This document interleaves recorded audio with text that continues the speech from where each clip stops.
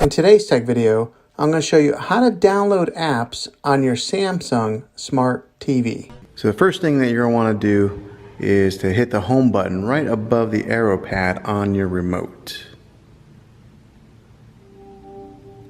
This here is a newer Samsung TV, so some of your Samsung TVs may look a little bit different. This one has like a black style menu bar on the bottom. Some may be white, some may be blue. Depends on what model your Samsung TV is. So you'll get to a screen that looks like this. It's important to remember that you are going to have a Samsung account to set up to download apps. And it'll prompt you to do that the very first time that you go to set up your TV. But for this video, I'm just going to show you how you can download the apps. So once you hit the home button, you are going to scroll all the way to the left, and you're going to use your left arrow on the remote control. And then you're going to scroll all the way over until you get to a tab that says Apps. And from there, you're going to hit the center button on your remote.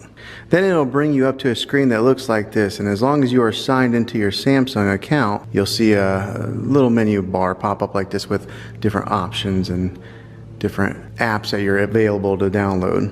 What we're going to do is we're just going to go over to YouTube Kids, and then we're going to hit enter on that as if we're going to download this one. So as soon as you enter it, this screen will pop up.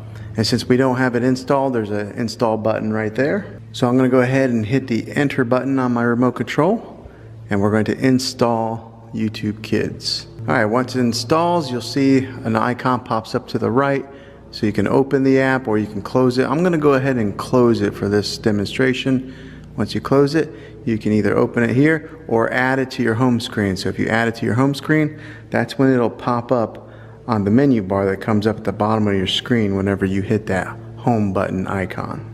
Okay, and as you can see, it's now on my home button icon on the bottom right there, and it's saved. So it's as simple as that as far as downloading any kind of app onto your Samsung TV.